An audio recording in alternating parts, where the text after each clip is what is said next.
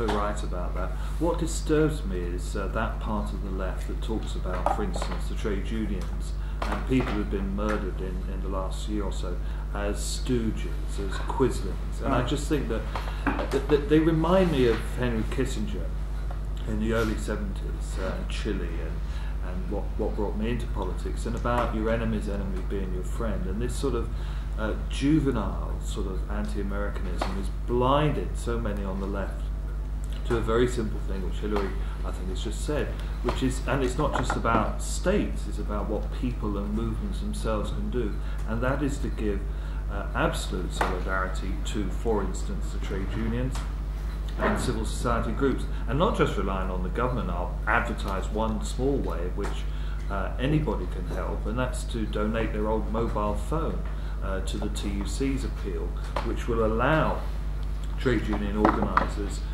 to carry on their work. And they're not the be-all and end of it, but they're an important part of what I think we're now coming towards now, and Hilary made some comments about this the other week, which is a long cultural struggle against jihadism.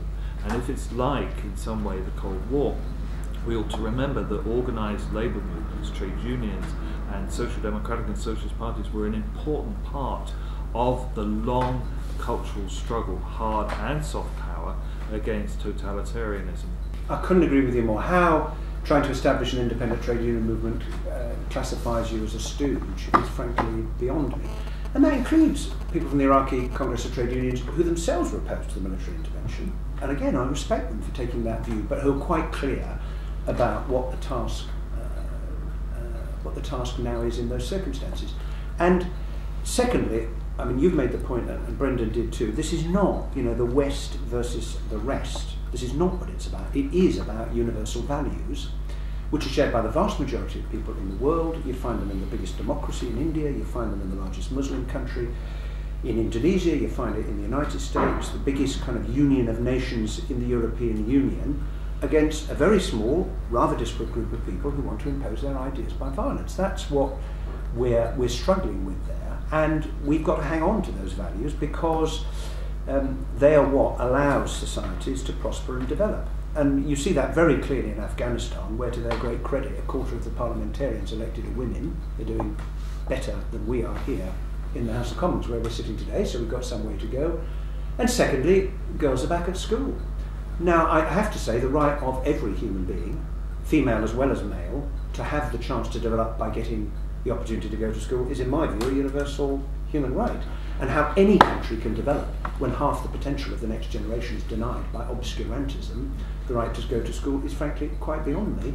And therefore, I'm proud of the fact that we are playing a part in very difficult circumstances in Afghanistan in helping that fragile democracy to recover. And the fact that 4 million refugees have now gone back to Afghanistan is a very important sign, because refugees, throughout the world and throughout history have a pretty good idea if circumstances have changed, and when they do for the better, what most people want to do is to get back home and get on with their lives in some peace and tranquility. Okay, I'm not sure how much more time we've got, so I'm going to ask one more question that's come through on the blog, since this is going on YouTube, so we should go with our global web aims. It's a question that's come in for Hilary, but I'm going to pose it to the panel as well. It's often commented that the United Nations is a club without any basic membership rules. Can an organisation that admits tyrannies ever be an effective tool to promote democracies? Does someone else want to go first? I would say no. I would say United Nations is fetishising discourse, and people who don't want to do anything, often for good reasons, often very comfortable white people in the West, feel embarrassed about saying, actually, this is none of our business, we want to stay out, but it's up to the United Nations, or I support the United Nations. You can't, I think we need to start thinking in the long term about an alliance of democracies, or at least having some kind of minimum standard. Set the bar very, very low for membership of international organisations. I mean, Darfur is a classic example. The UN's very own inspectors have been threatened by the Sudanese government, have been denied access by the Sudanese government. At times, Sudanese ministers have said that if UN troops go in, they'll meet a kind of the same treatment as sort of Al-Qaeda style attacks. And Sudan hasn't even been suspended from the UN. let alone expelled. It's for all the good work that people who work for the UN do, and some of the finest people in the world work for the UN, the far best people than I'll ever be. The structure of just including every country, no matter what it does, well, that to use Hilary's terms, that's the Westphalian notion. That is, all countries are equal regardless. I just don't think it works. Okay, Brian, do you want to come in on that? Yeah, I mean, obviously China is the problem if you're going to go down that route. If you have an alliance of democracies. I I understand totally what Nick is saying, but I go back to something that Hilary said about political process.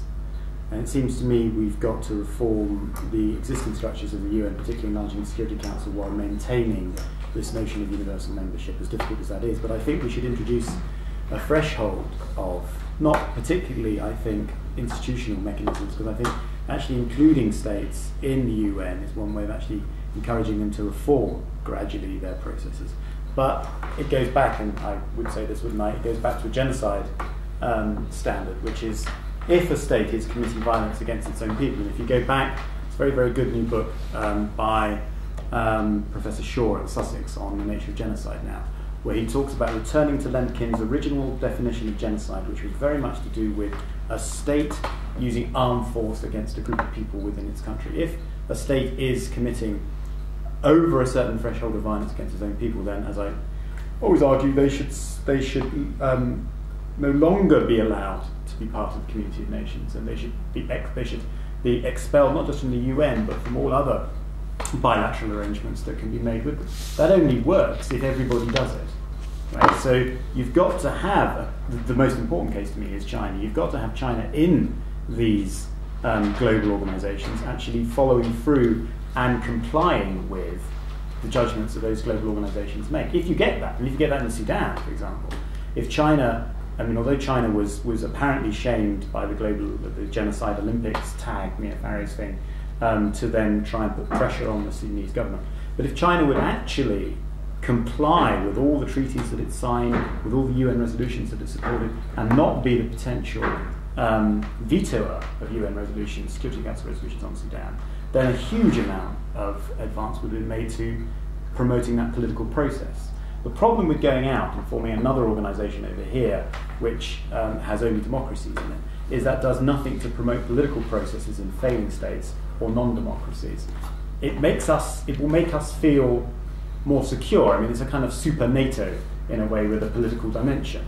And part of me, I can see that the appeal of that. The problem is, I think that doesn't help us change those states and those societies that we really want to change. But most of all, it doesn't help us support moderate Islamic groups within non-functioning democracies against the extreme Islamicists in their midst, because we're kind of abandoning them in that. We're saying to Syria, for example, we kick Syria out of the UN because it fails every measure of human rights, every measure of governance. How do we reach the moderates within Syria who we want to help? I can't see that happening at the moment. Where is anything that's happening? How is the UN helping Democrats in Syria? The internet, by keeping Syria in those international organisations, I think it isolates Syria diplomatically, identifies clearly those groups who are not conforming and complying with human rights legislations. We can shame them, we can get votes against them on the assembly.